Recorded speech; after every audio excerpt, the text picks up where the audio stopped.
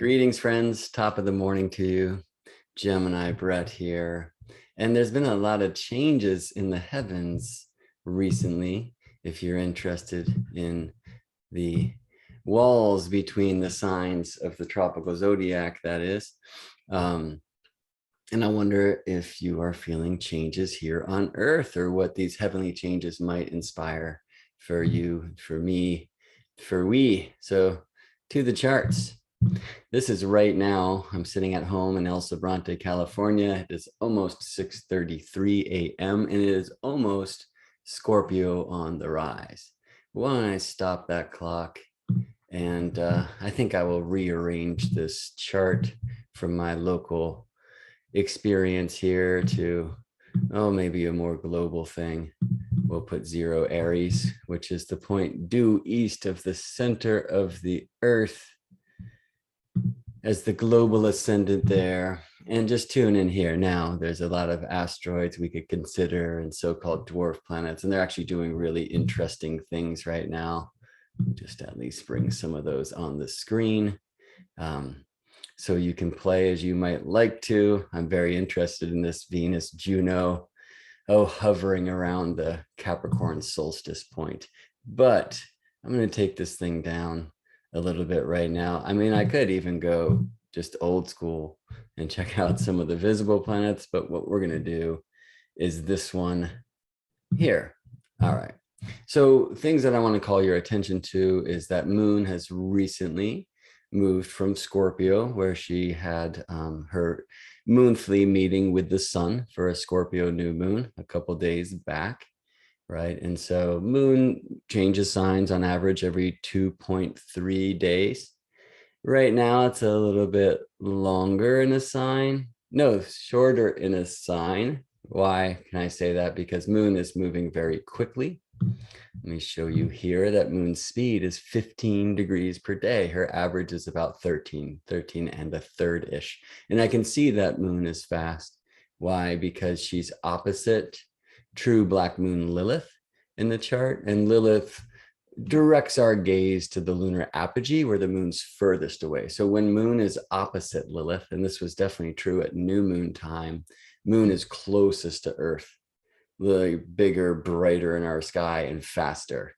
Now, Moon was not closer or brighter in our sky for this recent happening opposite Lilith. Why? Because under the beams of the sun, a new moon is a no moon, and it takes Moon maybe 10 degrees, 15 degrees of separation from the sun to become visible in the sunset west, right? The young crescent moon reborn. So that happened yesterday. I was not able to catch a view. We had the clouds come in here in the bay.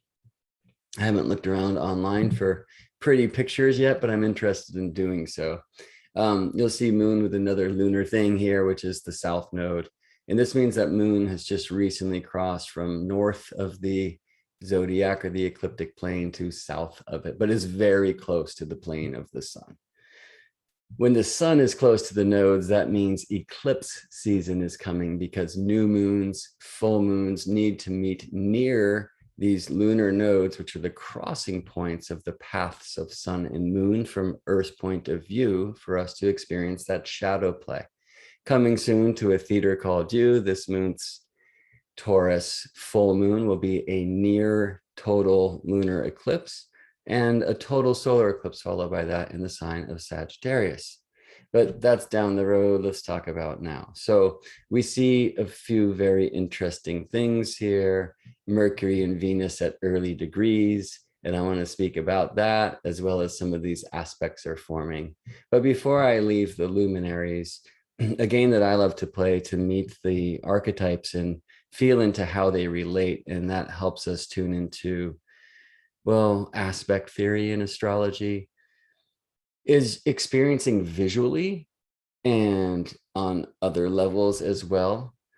How does this moon deliver sunlight to Earth, just as Diana, it said, delivered Apollo's birth? Yeah. And so the question is, in this case, is how does Sagittarius deliver Scorpio sunlight to Earth?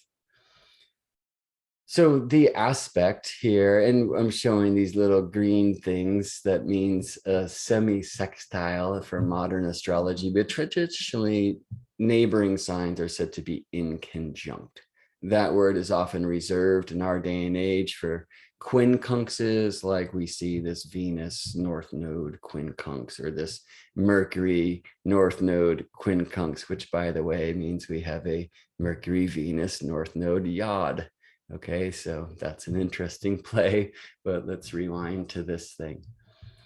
So that in conjunct, that neighboring signs can't see eye to eye, it's a strange thing. You know, in the tradition, it's less like these, oh, cusps, as considered in modern thought, like, you know, Mercury here in the first degree of Scorpio, still kind of Libra. Traditionally, no, there's like a strong wall, and you just jumped a wall from, oh, a diurnal sign to a nocturnal sign, from an air sign to a water sign, from a cardinal sign to a fixed sign, from a Venus sign to a Mars sign, right? It's like a significant shift, a significant jump. Now, so the moon did this recently. She moved from, oh, nocturnal, fixed water, Scorpio, a Martian sign in the tradition, to diurnal, mutable fire, Sagittarius, a Jupiterian sign in the tradition. And if you were able to watch moon in that moment, it's not as if moon disappears and then reappears wearing a different color, right? What happens is the moon just is there, and she's imperceptibly waxing a bit as she separates a little bit from the sun, right? I mean, moon moving from 758 Sag to 8 Sag is the, you know, the same kind of deal for the moon as moving from 2958 Scorpio to 0 Scorpio to 0 Sagittarius, right? So there's a couple of ways to tune in. I think there's these kind of old rule-based astrology of the tradition, which is very, it's not really circular, it's dodecagonal, right? It's like these 12 signs. In fact, like the old charts were drawn on the diamond in the square, where you get 12 very distinct regions. I mean, we're showing that here, but the circle itself is the ultimate image for one. And I think modern astrology tends to lean more into that approach, more of the cyclical thing. A lot of tropical astrologers these days, we know, are really kind of rooted in like seasonal expression, challenging always because North and South Hemisphere and all those things, right? So I like to hold both of these cosmologies and try to find my way into the middle. But when planets change signs, I'm very interested in, you know, more this kind of switch got turned, and or it's not a smooth dial, it's like a click, click, click, click, click.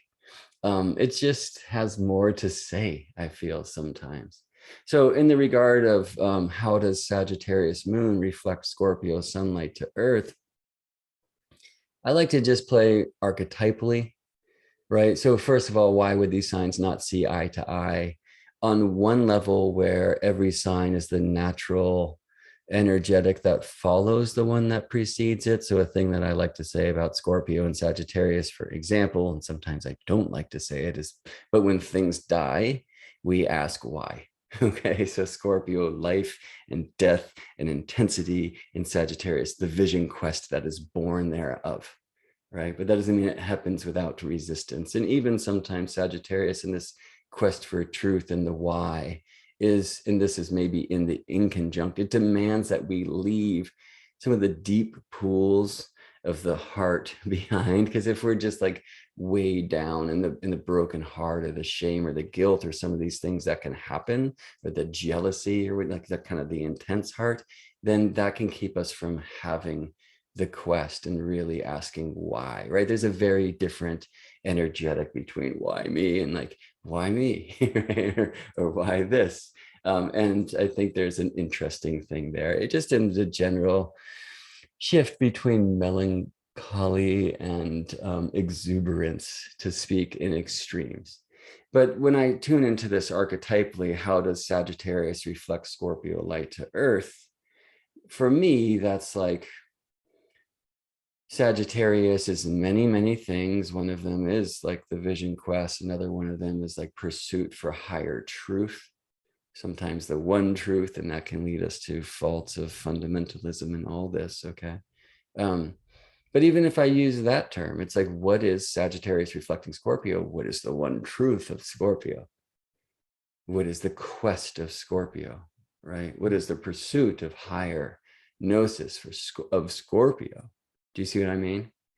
So, and it's interesting because Sag goes up, the fire rises, Scorpio goes down, the water is deep, right? And full of gravity. That's a weird thing to say, but oh, I guess you could play with pressures in the fire and the water. Anyway, what is the quest of Scorpio, and what is the truth of Scorpio? How does Sagittarius Moon reflect Scorpio, sunlight to earth? What is the Sagittarius soul born from Scorpio spirit? These are different ways that I address this thing. And I think, it's sometimes hard to see with the inconjunct, but Scorpio and the deep dive into breaking open the authentic heart, and as I'm fond of saying, through its works shifting from serving the suppressed to control me, to controlling the expressed to serve me, which demands an initiation of raw authenticity, right? We're talking about the truth of the deep heart. Now, part of this inconjunct is the world doesn't want to hear it, y'all, right? So the world wants to hear when they ask you, how are you doing? Good. Fine. How are you? And then they say good. And then we might talk about the weather a little bit. Oh, we've had clouds, but fortunately some rain. And then we move along, right? They don't want, when how are you doing, you to say, let's sit down for a bit and cry together. Right? And let me tell you about my current dance with ecstasy. You see what I'm saying? And so there's a little bit of a challenge between even like a joyful expression of my misery, which is a thing. We call it music often, right? Like that's not necessarily welcome outside of the artistic reality. All right. So there's lots of things I could say, but I encourage you, as the moon swims through the zodiac, you consider this relationship between the moon and the sun. You can see it in the phase. You can literally see aspects, astrological aspects, in the shape of moon's smile, in the way that she waxes and later wanes.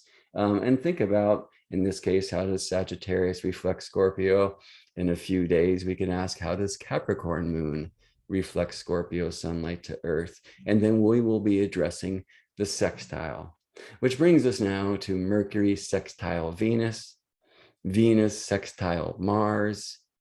You might see or hear that I'm naming in those two aspects the faster moving planet first. Mercury moves faster than Mars. Oh, let's prove that. Currently, Mercury is moving at about 1.5 degrees per day, and Mars at about 2/3 of 1 degree per day, 40 minutes per day, right? So Mercury is soon going to, we say, apply to and perfect this conjunction with Mars. Now, Mars traditionally is the landlord of this sign called Scorpio. Mars traditionally also rules the decan. Here, the first decan or 10-degree division of Scorpio, and also the first terms or bounds of Scorpio. It's like an amazingly Martian place, right? I can bring in like the essential dignity thing here, thanks to Astro Gold, very easily. And we'll see Mercury's in Mars's sign, Mars's triplicity, if it's a night chart, and it's night still here because the sun has not yet risen. That's not going to be true in other places, right? But so where I am here at 6:35, the sun has not risen, so it's said to be a night chart. And Mars is said to be the triplicity lord of the what we call the water element these days in the night charts. It might be news to you. Okay. Mars also rules these first terms of Scorpio and the first decan of Scorpio. So Mercury's just entered Mars land, right? And you see no Mercury on this line. And so it's one of the things that leads us to this idea of Mercury being peregrine at this time. But look at Mars, right, on this essential dignity scorecard. And I'm careful with scorecard astrology, but Mars gets the plus 11. Why? Mars is in his own sign, his own triplicity, if it's a night chart, his own terms, his own face. It's just like a lot of Mars, right? We can get a little deeper into like secting, tune into what's called accidental dignity and all sorts of other things, but I think we've done enough. So back to the kind of theme of this thing, changes, looking at how, oops, wrong button.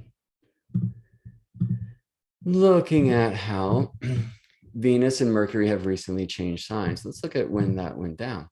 Who went first? And you probably know. What do we do here? Ingress. This will be an Astro Gold astrology software clinic too. So Venus moved into Capricorn on Venus's day, early in the morning here in California, 3:44 a.m. Venus left her long dance through Sagittarius and now has entered Capricorn, where she will stay for a good amount of time. Why? Because coming soon to a theater called You is Venus Retrograde. This is December 19th here at the 27th degree of Capricorn. Said to be Mars's degree of exaltation, or the one next door. And Venus will go direct in the sign of Capricorn. All right. So Venus came into Capricorn on November 5th, yesterday, and won't leave Capricorn until March 5th, right? So let's do that. November, December, January, February. Venus, who on average gets around the zodiac in a year, okay? And that means about a sign per month, all right? That's not true. That's like an average. It's not true because of Venus's retrogrades, and Venus only retrogrades every 19 months, and she does so for about 40 days and 40 nights. So in this case, Venus 4 months in the sign of Capricorn, okay? So this is not your average Venus Capricorn ingress. You know, maybe in Capricorn style, she's gonna move more slowly in Capricorn.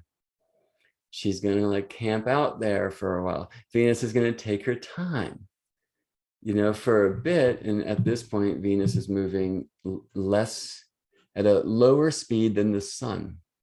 All right, I'm going to get back to that, right? But she's moving along about 1 degree per day. All right, so you'd say, oh, 30 days, but no, watch this speed right here as I move day by day. And you're going to see that it's decreasing. I want to get to a point, actually, let's look at this. This is like November 28th. And what I want to show you then, and it'll happen, I guess, some days before, is that Venus here-ish, November 26th-ish, will actually slow to a daily rate from Earth's point of view that is at a slower pace than Mars's speed. Okay, so I want to get back to that, because when we look at these degrees, we're going to see something interesting. And maybe, you know, I'll take a deep dive into that down the road some, but it's fascinating. Okay, so right now, and we're almost at this perfect Mercury sextile Venus, right? So let's rewind once again. So Venus is ingress into Capricorn November 5th here on the Pacific time zone, about 3:44 a.m. And you see Mercury just in the last degree of Libra at the time. And then Mercury's going to come into Scorpio not much later, about 12 hours later, and Mercury's ingressed Scorpio. And now Mercury is applying to Venus, right? So, and that's a whole sign sextile, because Scorpio and Capricorn are sextile. And this is a sextile that we say will testify. So that comes from the truth that Mercury's applying to Venus. This is why we want to speak the name of the faster moving planet first. Again, Mercury more than 1.5 degrees per day, and Venus less than 1 degree per day. So this means that Mercury is going to perfect, catch up to and perfect. And it's basically happening now. I mean, I think if I push the Mercury sextile Venus button, it's probably going to skip to the next one. Oh no, there we go. So 8:58.5 a.m. coming very soon to a theater called You. I'll be with a client at that time, so it'll be interesting to see how that shows up in this session. Always an amazing truth. All right, so then Mercury will apply to and conjoin Mars. He will then later apply to and square Saturn. He's actually going to do that on November 7th. Mercury can join Mars square, Moon can join Saturn. It's like, that's going to be a big one. And so let's not rush there. Let's talk about this Mercury-Venus sextile, the Venus-Mars sextile, and we'll close this thing down. So it's interesting to see sextile where we say kind of harmonic agreement. Typically it's said that the trine, like I'll direct your gaze to this Moon Chiron trine, which is applying because Moon moves much faster than Chiron. In fact, it's co-applying because Chiron's moving retrograde, right? Like accelerating this visitation, which will happen later today, right? And there's an agreement between element, right? Aries and Sagittarius, both of the fire, right? And so that trine, which connects signs of the same element, it's kind of like they share the greatest agreement in their general nature, and the trine therefore is said to be the greater benefic aspect. It's associated with Jupiter, and I could get into all sorts of things to help show why that is, but for now let's move to the sextile, which is said to be like a lesser benefic, like, you know, flowing is a better word, I think, than benefic or good. There's just an agreement. In this case, what? Scorpio and Capricorn, both nocturnal signs. Now, traditionally, we get Mars and Saturn, and it's like, well, how does that work? Because isn't Mars the gas pedal and Saturn the brakes? Like, you know, what do you do with that thing? And there's a pretty interesting conversation, once again, brewing in that regard, right? Of in this case, especially when we consider the signs and the strength, because traditionally Mars is said to rule Scorpio and Saturn Aquarius. Yeah. So this is a strong Mars, a strong Saturn, right? Again, when we go over here, we see Mars gets all these pluses. Saturn gets one because Saturn's currently in, well, this is depending on day or night, but he's either in the triplicity of Mercury or Saturn, because Saturn in a day chart is said to represent the air signs, the triplicity lord. But he's in the terms of Venus, the face of Venus, right? So he's not like all as fired up or maybe as watered up as Mars is right now. Mars is, you know, if we say this like gas pedal into what? Into the deep heart. Well, what does the, you know, scientific mind have to say? Now, Aquarius is so much more than that, but in this square, that's probably going to be Mars's experience, is like this rational mind, this like only think of the greater whole, like bringing tension to the one who needs to look at my own dreams, passions, desires, excitements, aliveness, you know, because Mars in general, like survival, it's an interesting square. And it's very much, you know, I think the most important energetic of this month. We bring our attention to Uranus and Taurus to complete the T square, and things are real. But I'm so much avoiding this idea of the agreement between Scorpio and Capricorn, right? So neighboring signs are said to be blind to one another in the tradition. Sagittarius is both blind to Scorpio and to Capricorn. And you can see just that they don't agree in polarity, right? We have nocturnal signs, signs of that yin energetic, if you will, the water and the earth signs. And then we have diurnal signs, signs of the yang energetic, if you will. And so fire and air signs, right? So Capricorn and Scorpio have this agreement in polarity. It's interesting as sextiles agreement in that regard. It's not the same element, but it is the same polarity. That's the same truth for an opposition, right? So Scorpio and Taurus, different element, same polarity. Scorpio and Capricorn, different elements, same polarity. And I think that's an interesting thing to consider, right? It's like sextiles on one level are half a trine, literally. Trine's 120 degrees, a triangle, and the sextile is 60 degrees, the hexagon, right? And on another level, there's something about this way that the hexagon works not only like a trine, right, which is 2 60s. 260 plus 60 is 120. Well, what's 60 times 3? 180, and that's the opposition. So there's an interesting thing I really have never heard astrologers speak about, where the sextile, in a sense, has both the nature of the trine and the opposition within it. So there's like kind of an interesting tension within this flowing aspect, whereas the trine maybe is all flow. And I think that's maybe most evident. Well, it's evident everywhere, but maybe most evident in the Scorpio Capricorn sextile. Because on one level, and pardon my language, but I think it helps get the point across. And maybe I'm wrong, but I think it does. Capricorn is kind of founded upon a beautiful foundation that for the tribe, I feel cardinal signs are devoted to the other. For the tribe, I must keep my shit together. Okay. In Scorpio, I feel this is true of fixed signs, where I say fix yourself to fix the world, and the art of their elements. So for Scorpio, the art of the heart, it's kind of like I have to lose my shit so I can grow. I got to release this like land I've been clinging to so I can be swiped away by the tidal wave to wherever it wants me to go. Do you know what I mean? It's like surrender versus never surrender, right? So never surrender is kind of a Martian thing and a warrior thing, but Capricorn is more like keep the foundation, keep the tradition, stay rooted.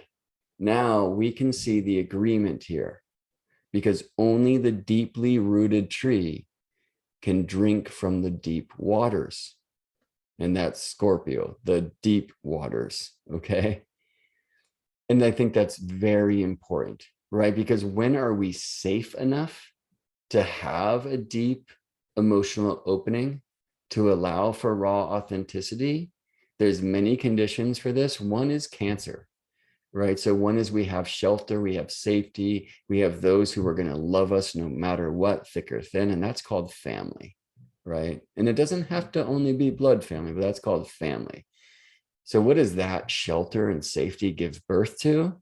What do I mean when I say give birth to? The fifth is the child. So what is the fifth of Cancer? 1, 2, 3, 4, 5, right? So when I am safe, I can create a space for raw, authentic experience of the deep heart. Now, how many of us have that safety? Okay. So another interesting condition is this, is like when the culture allows, right? That's more of the Capricorn side. Well, it's really Cancer, Capricorn, when the culture allows, right? When I say community, I might be leaning a little bit more Aquarius, but not necessarily. The Capricorn thing's a little bit more tribe, right? So when I'm in a tribe that allows the authentic heart. And it's interesting to see, for example, that Capricorn has Scorpio as its 11th sign, right? I could just say if this is the first, then Sag is the 12th, and Scorpio is the 11th of community.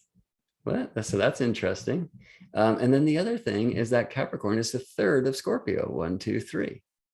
So communication, right? And so I'll circle back to, or dodecahedron back to what I had to say before, which is, you know, I feel part of the Scorpio alchemy through the initiation of raw authenticity is shifting from our cultural commandment of suppression and serving the suppressed to control me to controlling the expressed to serve me. And that idea of control requires a patience, right?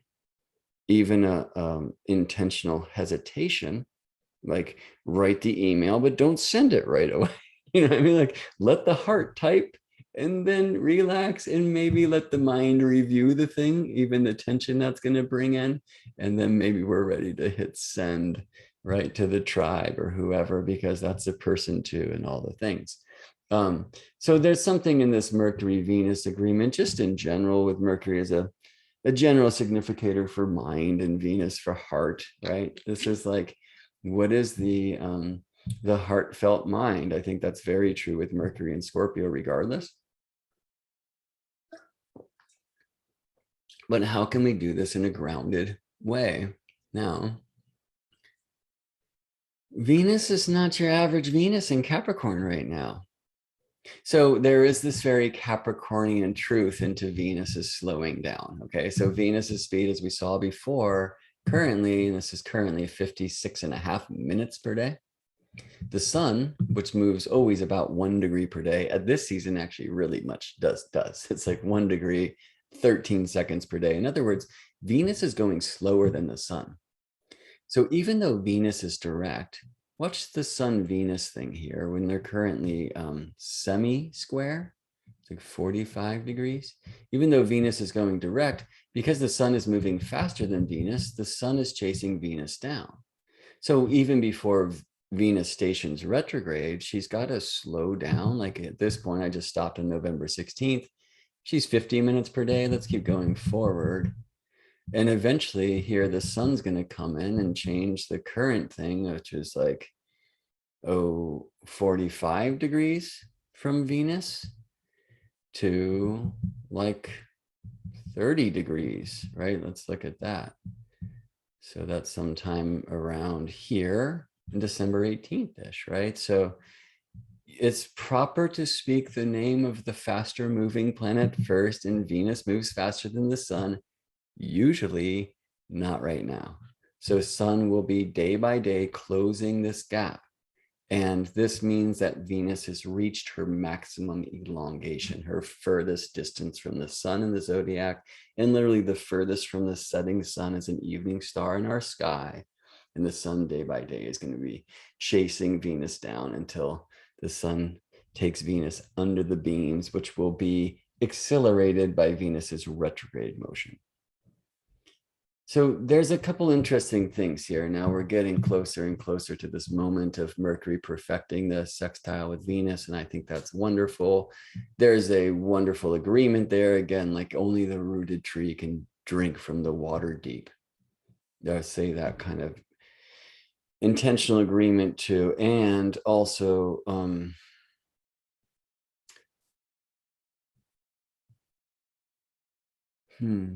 yeah, this might be a stretch, but let me say it this way. Only the authentic heart can speak the language that matters. I'll try that on for the day and see if that's what comes through. There's something very important about Venus. So in a kind of Capricornian fashion, yes, she is slowing down, but she's also, and here we looked at Venus's declination, which is much greater than the maximum declination of the zodiac, which is the tropics, and that's about 23.5 degrees, or 23 degrees and 26 minutes and 15 seconds of declination. Venus has far exceeded that. So Venus is what we call out of bounds. The easiest for me to show this to you on a map. And let me just put less lines on here. The zodiac moves between the tropics, okay, which are the tropics of Cancer and the Tropic of Capricorn. And this is actually showing the degree where Venus is right now. It's called the in zodiacal calculation. So she can never be south of the Tropic of Capricorn by degree, because those are the bounds of the zodiac, and therefore the bounds of the sun, who by definition exists on the ecliptic plane. I know I'm getting technical here, okay, but let me show you that in Mundo calculations, this is where Venus in this moment right now is directly overhead at the zenith, just off the coast of Namibia, it looks like. Well south of the Tropic of Capricorn, to a place literally where the sun can never go. So in the southern hemisphere right now, Venus is getting higher in the sky than the sun ever can. In the northern hemisphere, Venus is getting lower in the sky. Why? She's literally further from us, okay, than the sun ever can be, because the bounds of the sun are the tropics. And that's why we have a tropical zodiac, right? When the sun ingresses tropical Capricorn, it shines directly above Earth's Tropic of Capricorn. Da, da, da, da, right? Well, Venus having ingressed tropical Capricorn is like, I don't play by your rules, son. Right? She's like way out. And I think there's something very important to that. So, you know, Venus changes signs, and then the astrological social media world explodes with these memes, and I don't know, I'm just, I can't even allow myself to see the humor in them because it just feels like, I don't know if it's superstition or sentimentality. I think it's more like the latter. I just don't like to talk about my friends in bad ways like that. You know what I'm saying? And I will say, regardless, read your Venus and Capricorn memes and realize that they don't apply right now. When Venus is out of bounds, and this is an interesting truth, the out of bounds extreme declination happens near the tropics, okay, which are the points shared by Sagittarius and Capricorn. That's the Tropic of Capricorn, and the point shared by tropical Gemini and Cancer. That's the Tropic of Cancer. So with Gemini and Sagittarius, it won't really surprise us. Like when Venus was extremely out of bounds in Sagittarius, it's like, sweet, like even further adventure. In Gemini, oh, even further trickster or whatever, you know. In a sense, Gemini takes us out. Cancer says, come back home. Sagittarius takes us on the adventure. Capricorn says, back to the tribe, you see. But the solstice points are where planets can most go out of bounds. It's a very important truth. It shakes things up in beautiful ways. It's one of the mechanisms, the astronomical mechanisms that allows for significant change in culture and family values and some of the things that can get us stuck in traditions that perhaps are not working. And there's something about South, and this is true for South Node too, that is like past. And there's a reason for that. The Earth is moving north through space. So, and if you want to learn more about that, because that might be news, look into what the astronomers call the apex of the sun's way. All right.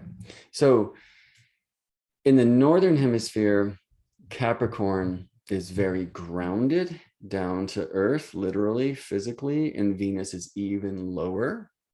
In the southern hemisphere, Capricorn is the highest point of the zodiac in the sky, and Venus is even higher. And once again, we can thank the tale of two hemispheres called Earth to bring some kind of balance there. So I might recommend a different kind of intention setting if you are north of the equator versus south of the equator. But generally speaking, and there is truth in this apex of the sun way that helps me feel, despite seasonal opposition and some of these astronomical oppositions, a truth in the idea that Capricorn is the deepest roots. There's a wonderful book called what is it called? Voices of Drats by Robert Lawler, where he, I guess, was permitted to transmit some of the ancient indigenous wisdom of the land now called Australia by many of us, where the elders said that the north of Earth is like the bow of the ship and the south is like the stern, right? And so the wake is kind of coming this way. And there's something about this deep out of bounds Capricorn where Venus is, and Venus often is like the expirations of the vehicle called the living heart, asking us to go back into the ground. And that might mean ancestors and those who came before, and maybe bring back some of the ancient traditions of, love is an interesting word, but Capricorn love would be that kind of love that brings tribe together. And Mercury and Scorpio says, I think you will access that place by bringing your consciousness into the deepest heart. That literally the vehicle of like the ancient break in your heart might help you connect to the true, well, let me say like the sadness of the earth, to find its joy and to create new traditions, like in revolutionary ways that will bring about a better place. Okay, so the last thing I want to point out today, and this is a lot longer than I thought it would be, as is often the case, but dig into the the Venus-Mars sextile, right? So I'm going to speak the name of the faster moving planet first, because it's the faster moving planet that's going to either apply to or separate from an aspect. So Mars is applying to Saturn, Mercury is applying to Mars, Venus is applying to Mars, because Venus currently, 56 minutes per day is faster than Mars at 40 minutes per day. But as I showed a while ago, there will be a time not far from now, let's look at Venus, where her speed decreases. She's slowing down to hit the brakes and then put it in reverse. That's retrograde. Venus will eventually move slower than Mars. Like here's an example, Mars at 41 minutes per day and Venus at 39 or 40. And notice Venus there, I mean, so close to Mars by a degree, so close to perfecting the sextile. It's not happening. And now Mars is, faster than Venus. So what you're going to see is day by day, like that sextile actually becomes less perfect. It never perfects. So a cool thing is, and I think I just want to end by showing this to you. So let me blank this thing out and then we'll just add Venus and Mars and we'll call this Venus Mars. And then I can ask, oh wait,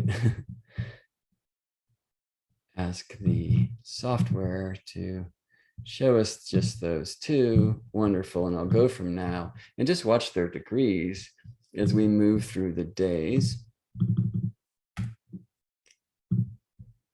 Right. And you'll see Venus trying to close in and perfect this sextile. What's going to happen when their degrees are the same, but she just doesn't quite get there. And then Mars will pull away, moving faster than Venus, and Venus will eventually here station retrograde, right? And now it's not even kind of like a thing. I should really have the sun on the map so you can see when they're changing from morning star and evening star, but maybe that's a thing to show down the road sometime. Eventually they won't sextile, but they're going to have this conjunction. And it's a really cool thing. Watch how this happens. There, right? So, all right, what is it? Right now, Venus is like applying to sextile Mars. That sounds pretty sexy and all that, doesn't it? Interesting words we use, but it's not going to happen. And I will say it like this way, and sorry to put genders on the thing, but it's easier for me to experience the sky and the way I experience the earth personally, is it's like she's chasing him down. And then she's like, no, like, why don't you chase me? Why don't you prove it? Right? Why don't you come see me? And he's like, all right. And he has to go through the fires of Sagittarius to make it so, right? And then eventually Mars will not ever enjoy this sextile with Venus, right? They're just traveling in sextile for so long. Here we are into a month from now, and they're still very much sextile. And Venus is retrograding at very near Mars's degree of exaltation. Mars now moving through the heart of the Scorpion, right? And they're kind of blind to one another according to the tradition, neighboring signs in conjunct. And then suddenly Mars appears. So Mars ingresses Capricorn in late January. And then Venus stations direct and starts running away from Mars, but not fast enough. And Mars here, I guess I'll just go 6 hours at a time, will travel with Venus in the sky. And then eventually this will be a Mars-Venus conjunction, because at that time, even though Venus is direct, she's about half a degree per day, and Mars at about 3/4 of a degree per day. So it's cool. Like right now they're traveling together in this sextile for a long time. And Venus like decides, I feel that like, let's not do it yet. Like instead of sextile, why don't we have a conjunction? You know what I mean? So, and maybe Mars is excited about that, because perhaps while Mars would love to show Venus how Mars is the energy behind Scorpio, right? Well, maybe Capricorn's not as interesting as receiving that version of Mars as the Capricorn version where Mars is said to be exalted. And this is called too much human projection from personal view onto the planetary cast.